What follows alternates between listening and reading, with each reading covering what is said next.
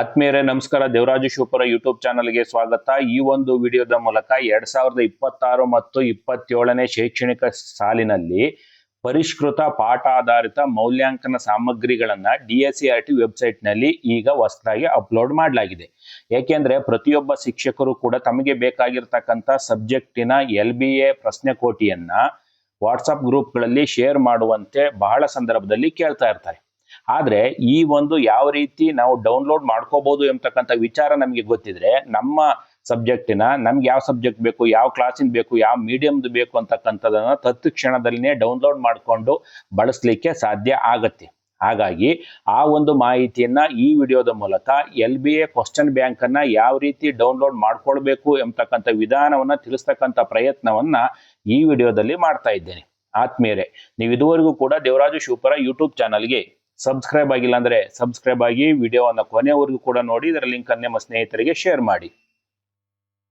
ಮೊದಲಿಗೆ ನಾವು ಕ್ರೋಮ್ ಅನ್ನು ಓಪನ್ ಮಾಡ್ತೀವಿ. ಕ್ರೋಮ್ ಅನ್ನು ಓಪನ್ ಮಾಡಿ DSCRT ಅಂತೇಳಿ ಟೈಪ್ ಮಾಡ್ತೀವಿ.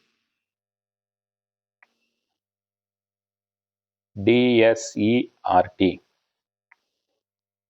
ನೋಡಿ. DSCRT ಅಂತ ಟೈಪ್ ಮಾಡಿದ ನಂತರದಲ್ಲಿ ಟೈಪ್ ಮಾಡಿ ಸರ್ಚ್ ಕೊಟ್ಟ ನಂತರದಲ್ಲಿ ಈ ತರದ ಒಂದು ಇಂಟರ್ಫೇಸ್ ಓಪನ್ ಆಗುತ್ತೆ. DSCRT ಕರ್ನಾಟಕ ಅಂತೇಳಿ ಅದರ ಮೇಲೆ ನೀವು ಕ್ಲಿಕ್ ಮಾಡಬೇಕು. ಕ್ಲಿಕ್ ಮಾಡಿದ ನಂತರ ಈ ತರದ ಒಂದು ಇಂಟರ್ಫೇಸ್ ಓಪನ್ ಆಗುತ್ತೆ. ತಾವು ಕಾಣ್ತಾ ಇರಬಹುದು ಪರಿಚಯ, ಸೇವೆಗಳು ಮತ್ತು ಯೋಜನೆಗಳು, ಆನ್ಲೈನ್ ಸೇವೆಗಳು, ಇಲಾಖಾ ದಾಖಲೆಗಳು ಅಂತೇಳಿ ಮಾಹಿತಿಗಳು ಇದಾವೆ. ಇಲ್ಲಿ ನಾವೀಗ LBA ಪ್ರಶ್ನೆ ಕೋಟಿನ ಕ್ವಶನ್ ಬ್ಯಾಂಕ್ ಅನ್ನ ಡೌನ್ಲೋಡ್ ಮಾಡ್ಕೋಬೇಕಾಗಿದೆ. ಹಾಗಾಗಿ ಇಲ್ಲಿ ಪರಿಚಯ ಆದ್ಮೇಲೆ ಸೇವೆಗಳು ಮತ್ತು ಯೋಜನೆಗಳು ಅಂತ ಏನ್ ಕಾಣ್ತಾ ಇದೆ, ಈ ಒಂದು ಹೆಡ್ಡಿಂಗ್ ನ ಅಡಿಯಲ್ಲಿ ಈ ಒಂದು ಕ್ವಶನ್ ಬ್ಯಾಂಕ್ಗಳು ಬರ್ತವೆ. ತಾವು ಕಾಣ್ತಾ ಇದ್ರಿ ಇಲ್ಲಿ ಮೇಲ್ಭಾಗದಲ್ಲಿ ಪ್ರಗತಿ ಪತ್ರ, ಇನ್ಸ್ಪೈರ್ ಅವಾರ್ಡ್ ಕಾರ್ಯಕ್ರಮ, ಸಂಭ್ರಮ ಶನಿವಾರ, ಮರುಸಿಂಚನ, ECCE ಅಂತೇಳಿ ಕಾಣ್ತಾ ಇದೆ. ಇದನ್ನ ನೀವು ಒಂಚೂರು ಸ್ಕ್ರೋಲ್ ಮಾಡಿದ ನಂತರದಲ್ಲಿ ತಮಗೆ ಗಮನಿಸ್ತಾ ಇದ್ರಿ ಪಾಠ ಆಧಾರಿತ ಮೌಲ್ಯಾಂಕನ ಸಾಮಗ್ರಿ ಅಂತೇಳಿ.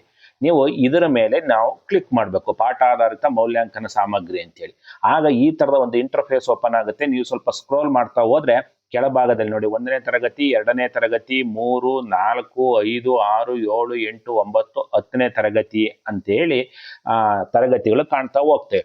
ನಾವು ಇಲ್ಲಿಗೆ ನಮಗೆ ಬೇಕಾಗಿರತಕ್ಕಂಥ ತರಗತಿಗೆ ಫಾರ್ ಎಕ್ಸಾಂಪಲ್ 1ನೇ ತರಗತಿನ ಓಪನ್ ಮಾಡ್ಕೊಂಡ್ರೆ ತಾವು ಗಮನಿಸಬಹುದು. ನೋಡಿ ಇಲ್ಲಿ 2026 18/8/2026 ಅಂತ ಏನಿದೆ ಅವು ರಿವೈಸ್ಡ್ ಆಗಿರ್ತಕ್ಕಂಥದ್ದು. ಆತ ನೋಡಿ ಇಲ್ಲಿ ರಿವೈಸ್ಡ್ ಅಂತೇಳಿ ಕೊಟ್ಟಿರ್ತಾನೆ ನಿಮ್ಗೆ. ರಿವೈಸ್ಡ್ ಆಗಿರ್ತಕ್ಕಂಥವು ಹೊಸದಾಗಿರ್ತವೆ. ರಿವೈಸ್ಡ್ ಅಂತ ಬಂದಿಲ್ಲ ಅಂತಂದ್ರೆ ಅದಿನ್ನೂ ಕೂಡ ಅಪ್ಲೋಡ್ ಮಾಡಿಲ್ಲ, ಅಪ್ಲೋಡ್ ಮಾಡ್ತಾರೆ ಅಂತ ಅರ್ಥ ಆಯ್ತಾ. ಈಗ ನೋಡಿ ಇಲ್ಲಿ ಎಲ್ಲದೂ ಕೂಡ ಈಗ 1ನೇ ತರಗತಿಗೆ ಸಂಬಂಧಪಟ್ಟಂತ ಎಲ್ಲಾ ಮಾಹಿತಿಗಳು ಕೂಡ ಇಲ್ಲಿ ಸಿಗ್ತವೆ. ನಮ್ಗೆ 2ನೇ ತರಗತಿ ಬೇಕು ಅಂತಂದ್ರೆ ನೋಡಿ ನೀವು ಗಮನಿಸಬೇಕು, ಇಲ್ಲಿ ಇನ್ನೂ ಕೂಡ ಕೆಲವೊಂದನ್ನ ರಿವೈಸ್ಡ್ ಮಾಡಿಲ್ಲ. ಆದ್ರೆ ಇನ್ನು 1 or 2 ಡೇಸ್ ಕಂಪ್ಲೀಟ್ ಆಗಿ ಎಲ್ಲವೂ ಕೂಡ ರಿವೈಸ್ಡ್ ಆಗಿ ಅಪ್ಲೋಡ್ ಮಾಡ್ತಾರೆ. ಕೆಳಭಾಗದಲ್ಲಿ ರಿವೈಸ್ಡ್ ಅಂತ ಇದ್ರೆ ಅದನ್ನ ನಾವು ಡೌನ್ಲೋಡಿಗೆ ಕೊಟ್ಟು ಅದನ್ನ ಬಳಸಬಹುದು. ಇಲ್ಲಿ ಎಲ್ಲಾ ಕೂಡ ಬೈಲಿಂಗ್ವಲ್ಗಳಾಗಿರ್ಬೋದು, ಕನ್ನಡ ಮೀಡಿಯಂ ಆಗಿರ್ಬೋದು, ಇಂಗ್ಲಿಷ್ ಮೀಡಿಯಂ ಆಗಿರ್ಬೋದು, ಎಲ್ಲವನ್ನೂ ಕೂಡ ನಾವು ಇಲ್ಲಿ ಕಾಣಬಹುದಾಗಿದೆ. ಈಗ ಫಾರ್ ಎಕ್ಸಾಂಪಲ್ 5ನೇ ತರಗತಿದನ್ನು ನಾನು ಕ್ಲಿಕ್ ಮಾಡಿದ್ದೇನೆ. ತಾವು ಗಮನಿಸ್ತಾ ಇದ್ದೀರಿ ಇಲ್ಲಿ ರಿವೈಸ್ಡ್ ಅಂತ ಕಾಣ್ತಾ ಇದೆ. ಅಂದ್ರೆ 5ನೇ ತರಗತಿ LBA ಪ್ರಥಮ ಭಾಷೆ, LBA ದ್ವಿತೀಯ ಭಾಷೆ, ನಂತರ ನೋಡಿ ಇಲ್ಲಿ ಉರ್ದು, ಮರಾಠಿ ಇದೆ. ನಂತರ ದ್ವಿಭಾಷೆ ಅಂದ್ರೆ ಬೈಲಿಂಗಲ್ ಕ್ಲಾಸ್ಗಳು. ನಾವೇನು 1 to 5th ಸುಮಾರು 15 ಜಿಲ್ಲೆಗಳಲ್ಲಿ ಬೈಲಿಂಗಲ್ ಕ್ಲಾಸ್ಗಳನ್ನ ನಾವು ಕಾಣ್ತಿದೀವಿ. ಆ ಬೈಲಿಂಗಲ್ ಕ್ಲಾಸಸ್ಗಳಿಗೆ ಸಂಬಂಧಪಟ್ಟಂತೆ 5ನೇ ತರಗತಿ LBA ಆಂಗ್ಲ. ಯಾಕೆಂದ್ರೆ ಬೈಲಿಂಗಲ್ ಕ್ಲಾಸಸ್ನ ಇಂಗ್ಲಿಷ್ ಬೇರೆ ಇರುತ್ತೆ, ನಾವು ನಲಿಕಲಿ ಮತ್ತು ಕನ್ನಡ ಮೀಡಿಯಂನ ಇಂಗ್ಲಿಷ್ ಬೇರೆ ಇರುತ್ತೆ. ಹಾಗಾಗಿ ನೋಡಿ 5ನೇ ತರಗತಿ LBA ಗಣಿತ ದ್ವಿಭಾಷೆ, ರಿವೈಸ್ಡ್ ದ್ವಿಭಾಷೆ ಅಂದ್ರೆ ಬೈಲಿಂಗಲ್ ಅಂತೇಳಿ. ಅದರ ಜೊತೆಗೆ ನೋಡಿ ಕೆಳಭಾಗದಲ್ಲಿ ಕನ್ನಡ ಮಾಧ್ಯಮ ಪೂರ್ತಿ ನಮ್ಮ ಹಳೆ ಸಿಲೆಬಸ್ ಇರ್ತದಲ್ಲ, ಕನ್ನಡ ಮಾಧ್ಯಮ, pure English medium, Marathi, Urdu, ಈ ರೀತಿ ಎಲ್ಲ ಮೀಡಿಯಂನ ಕ್ವಶನ್ ಪೇಪರ್ಗಳು ಕ್ವಶನ್ ಬ್ಯಾಂಕ್ ಇಲ್ಲಿ ಕಾಣುತ್ತೆ. ಈಗ ನಾನು ಫಾರ್ ಎಕ್ಸಾಂಪಲ್ 7th ಸ್ಟ್ಯಾಂಡರ್ಡ್ ಅನ್ನ ಕ್ಲಿಕ್ ಮಾಡ್ತೀನಿ. 7th ಸ್ಟ್ಯಾಂಡರ್ಡ್ ಕ್ಲಿಕ್ ಮಾಡಿದ್ರೆ 7ನೇ ತರಗತಿ LBA ಕನ್ನಡ ರಿವೈಸ್ಡ್ ಆಗಿದೆ, ಸೆಕೆಂಡ್ ಲ್ಯಾಂಗ್ವೇಜ್ ರಿವೈಸ್ಡ್ ಆಗಿದೆ. ಇದೇ ರೀತಿ ನಾವು ನೋಡ್ತಾ ಹೋಗ್ಬೋದು. ಕೆಳಭಾಗದಲ್ಲಿ ದ್ವಿಭಾಷೆ ಅಂತ ಏನಪ್ಪ ಇದು ದ್ವಿಭಾಷೆ ಅಂತ ಅಂದ್ರೆ ನಾವೇನು ಈಗ 1 to 5th ಬೈಲಿಂಗಲ್ ಆದ ನಂತರದಲ್ಲಿ ಈಗ ಆಲ್ರೆಡಿ MTIP ಶಾಲೆಗಳು, KPS ಶಾಲೆಗಳಲ್ಲಿ 6 ಮತ್ತು 7ನೇ ತರಗತಿಯ ಇಂಗ್ಲಿಷ್ ಟೆಕ್ಸ್ಟ್ ಬುಕ್ ಕೂಡ ಬೇರೆ ಇರುತ್ತೆ. ನಮ್ಮ ಕನ್ನಡ ಮೀಡಿಯಂನ ಇಂಗ್ಲಿಷ್ ಟೆಕ್ಸ್ಟ್ ಬುಕ್ ಅನ್ನು ಬಿಟ್ಟು ಅದು ಬೇರೆ ಟೆಕ್ಸ್ಟ್ ಬುಕ್ ಅನ್ನೇ ಇರುತ್ತೆ. ಅದಕ್ಕೆ ಸಂಬಂಧಪಟ್ಟಂತ ಒಂದು ಕ್ವಶನ್ ಬ್ಯಾಂಕ್ ಇದಾಗಿದೆ. ಈಗ ಇಲ್ಲಿ ನೋಡಿ ಮೇಲ್ಗಡೆ ಕನ್ನಡ ಮಾಧ್ಯಮ ಇದೆ. ನಮ್ಗೆ ಈಗ ನಮ್ದು ಇಂಗ್ಲಿಷ್ ಮೀಡಿಯಂ ಶಾಲೆ ಆಗಿರೋದ್ರಿಂದ ನನಗೆ ಈಗ 7th ಸ್ಟ್ಯಾಂಡರ್ಡ್ ಮ್ಯಾಥಮೆಟಿಕ್ಸ್ ಬೇಕು. ನೋಡಿ ಇಲ್ಲಿ ರಿವೈಸ್ಡ್ ಅಂತ ಇದೆ, ನೀವು ಡೇಟ್ ಕೂಡ ನೋಡ್ಬೋದು 2026 ಇತ್ತು ಅಂತಂದ್ರೆ ಅದು ಹೊಸದು ಅಂತೇಳಿ. ನಾನು ಅದ್ರ ಮೇಲೆ ಕ್ಲಿಕ್ ಮಾಡ್ತೀನಿ. ಕ್ಲಿಕ್ ಮಾಡಿದ ಒಂದು ಸಂದರ್ಭದಲ್ಲಿ ಈ ತರದ ಒಂದು ಇಂಟರ್ಫೇಸ್ ಅದು ಓಪನ್ ಆಗುತ್ತೆ. ಫೈಲ್ ಓಪನ್ ಆಗುತ್ತೆ. ನೀವು ಯಾವ್ದಾರ ಒಂದು ಇದಕ್ಕೆ ನೀವು ಸೇವ್ ಮಾಡ್ಕೋಬೇಕು. ಎಲ್ಲಿ ನೆಕ್ಸ್ಟ್ ನಾನು ಇದನ್ನ ಡೌನ್ಲೋಡ್ ಕೊಟ್ಟ ನಂತರದಲ್ಲಿ ಡೌನ್ಲೋಡ್ ಕೊಟ್ಟಿದ್ದೆ ಬಟ್ ಅದು ಸಿಗ್ತಾ ಇಲ್ಲ ಅನ್ನೋದಾದ್ರೆ ನೀವೇನ್ ಮಾಡ್ಬೇಕು, ಮೇಲ್ಭಾಗದಲ್ಲಿ 3 ಗೆರೆಗಳು ಕಾಣ್ತವೆ.